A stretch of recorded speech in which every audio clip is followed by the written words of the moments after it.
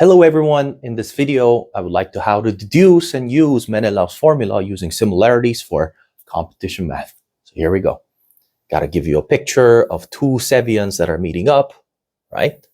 So we have one Sevian. It doesn't have to be any like angle bisector or like orthos, the angle bisector or height or anything about the median. It just can be any Sevians. And if I give you extra picture like this, just try to mark this as A, B.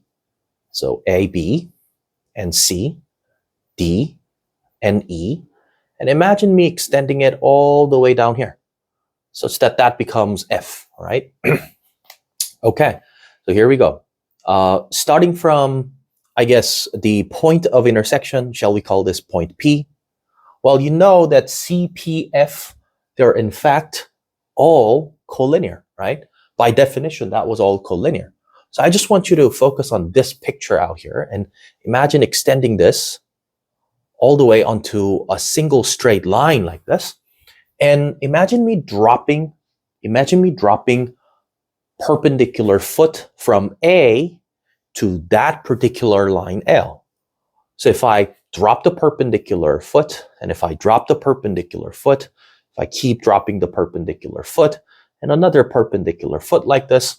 So check this out. This is what we're going to do, okay? So I'm going to call this AF as H, H1. So shall I just mark this as H1? Yes. H1, and that becomes H2, and this becomes H3, and that becomes H4. Okay, so we have H4 out there. And that particular height is going to be H4, and this is going to be H3, and so on. All right, so here's what's going to happen. I get H1 to H2, and I can multiply to H2 to H3. And if I multiply by H3 to H1, what do I get? I get 1, right? So that's like the certain setup that we can just make. Well, it's just true, obviously, because everything gets canceled. One of those terms appears in numerator and denominator exactly once. And here's what we're going to do. H1 is going to be, the H1 to H2 is going to be the ratio between these two right triangles' height, so to speak. And we can actually set it as AF to BF. Why? Because the height ratio is in fact equal to the hypotenuse ratios.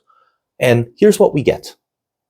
We have H2 to H3 equals BC to EC, because we're comparing this right triangle and this another right triangle that are similar to one another. Now, here's what we're going to do. H1 to H2, the reason why those are having this type of hypotenuse ratio, well, it's because we have AA ratio, right? These triangles, the right triangles, and another right triangle that you saw here, it's just going to be similar to one another. Well, using the same strategy, we can say that BC to EC is going to be H2 to H3, right? So we have BC to EC, and you can multiply this out by H3 to H1. Now that will be just H3 to H1 will be in fact EP to AP. And this will be 1. And we usually say this as an iterated or directed ratio. Why? Because it looks like some kind of itineraries. Why? Because imagine you start a journey from A, you hit F, you hit B, and you hit C, and then coming back to E and hit P, and then coming back to A. So it looks like AF to BF, BC to EC, and EP to PA. That looks like some kind of itineraries, right?